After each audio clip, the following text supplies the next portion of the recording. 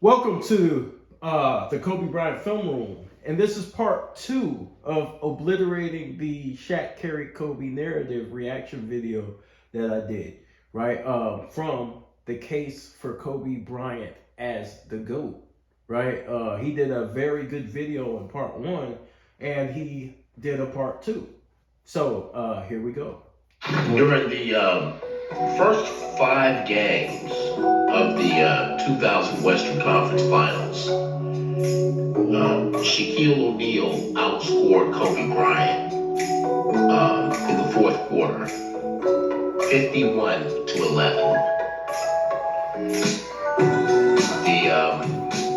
The Lakers going into Game 6 had a 5-game winning the Lakers were ahead 3-2 going into Game 6.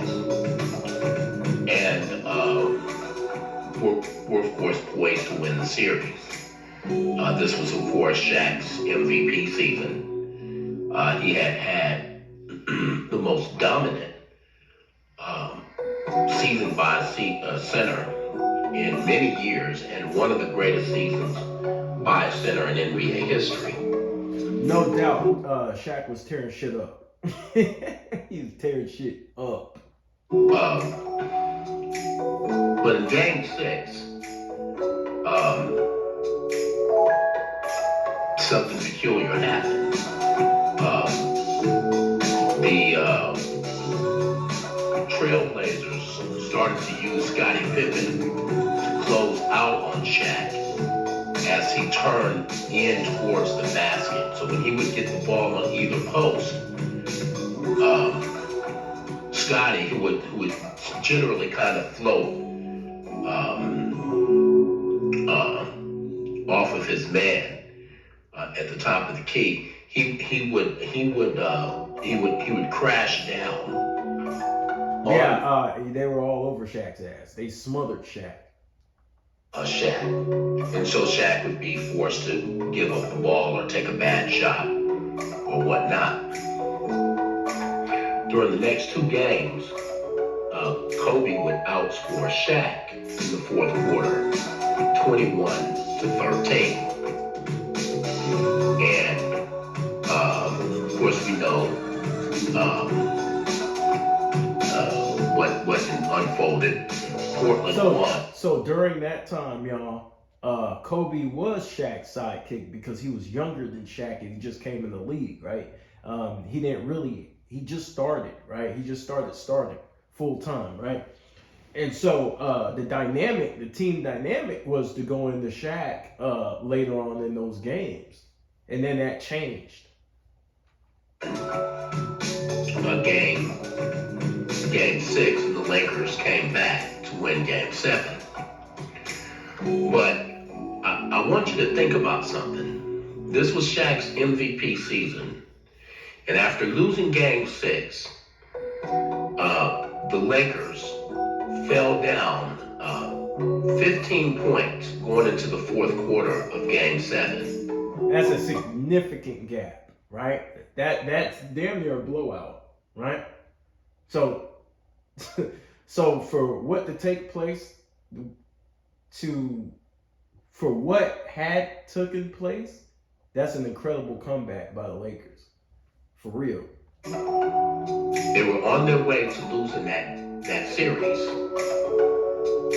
And then they went away from Shaq, gave the ball to Kobe, who had scored 33 points in Game 6 and was having a good game in Game 7. Kobe was cooking their ass. They had no answer for being. You know, the Lakers had that legendary 15-point comeback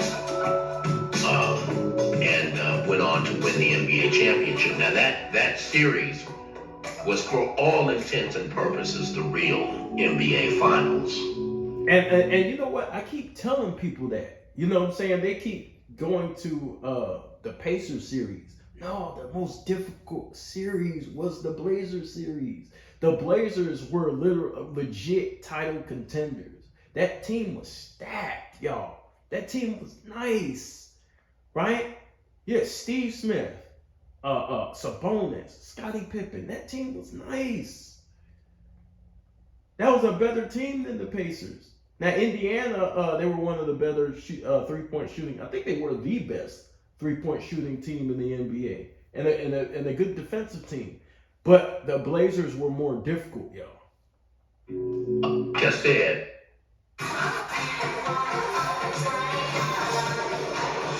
Part of a complete dance break.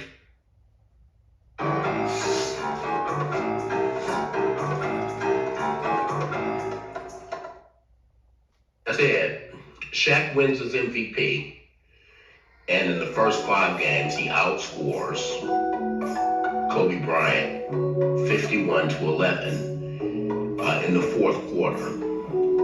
Okay. After that, after Game 6, and in the fourth quarter of the next 2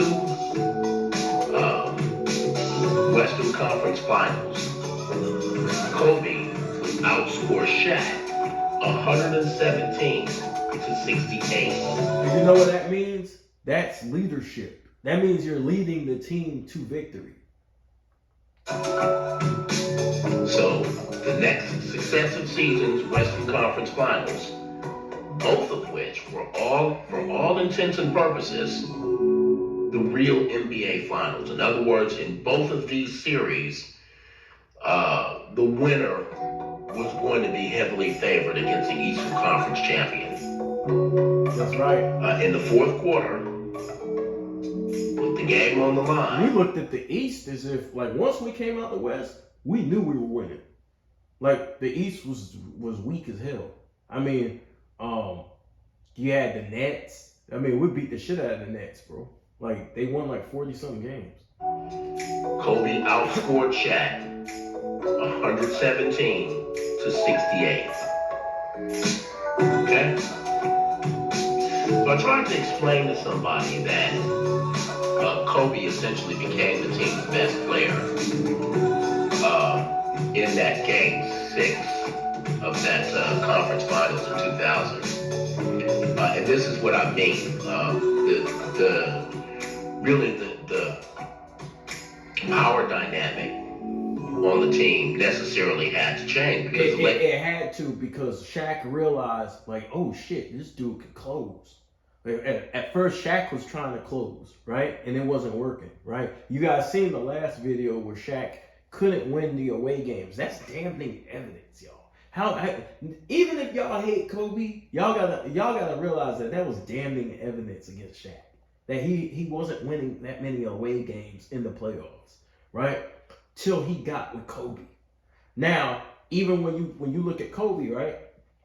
Shaq looked at him and said, yo, this dude could close. This dude's the real deal. I'm going to start giving him the ball in the last minutes of the game. I'm going to start letting him close fourth quarters. I'm going to start out strong, and Kobe's going to close.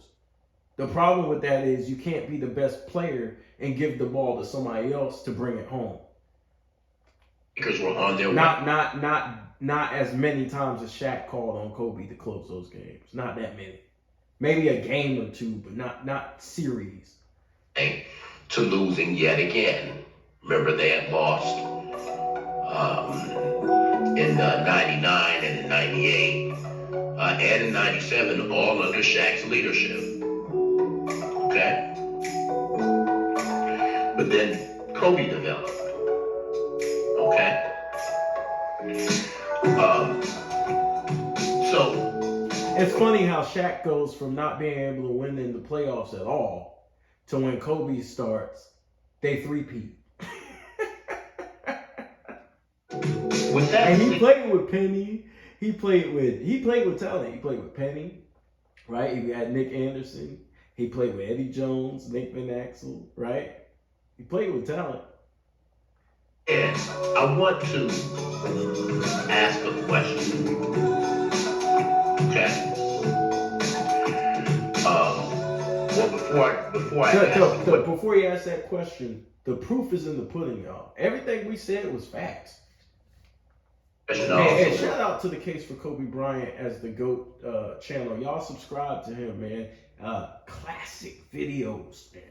great videos, man. Very informative videos, man. Salute to the brother. I want to mention Kobe Bryant led the 2000 to 2002 Los Angeles Lakers in clutch scoring in both the regular season and the playoffs, all 3 seasons. Okay? So with the games on the line, when they were playing a good team and it was a close game,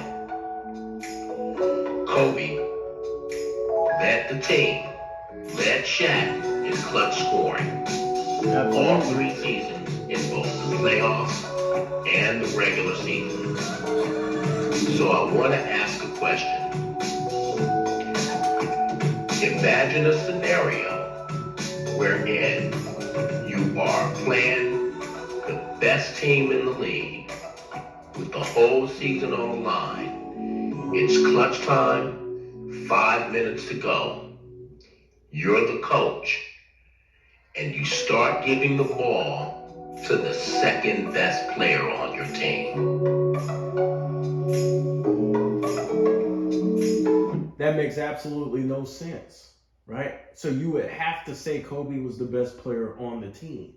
It doesn't make sense to give the ball to your second best player every single time. Like I said, maybe a game or two, but not every series. You know what I'm saying? Make that make sense. It doesn't. You can't make it make sense. You're playing the recent NBA champion San Antonio Spurs. You're playing the Portland Trailblazers, who second best team in the league. Okay? You're playing the Sacramento Kings, second best team in the league. Okay? And it's the 4th quarter. You've got to win this game. I want you to imagine the scenario. And I'm not talking about just a last shot. I'm not talking about a John Paxson last shot. See, that's what the haters will do. And I'm glad you clarified that, because the haters will be like, well, other people shoot last second shots in NBA history, ignoring the whole fucking video, right? We're saying every time down the stretch of games, we're talking about whole quarters, most of the fucking quarters, if not the whole quarter, he's closing them out. I'm talking about clutch time. And you turn to the second best player on the team and say, hey guy, lead us home. Never happens. In basketball history, that never happens. Just so you know, during the conference finals of the Milwaukee Bucks championship run, Giannis was the leading scorer in the 4th quarter. Okay, during the conference finals and the finals, rather, when the Bucks won the NBA championship. Because the example a lot of people are going to bring up is, oh, well, what about Chris Middleton? No, Chris Middleton shares the closing with Giannis. I'll see that. But Giannis is the best player on that team, and it shows up even in the 4th quarter, even in clutch time. Okay?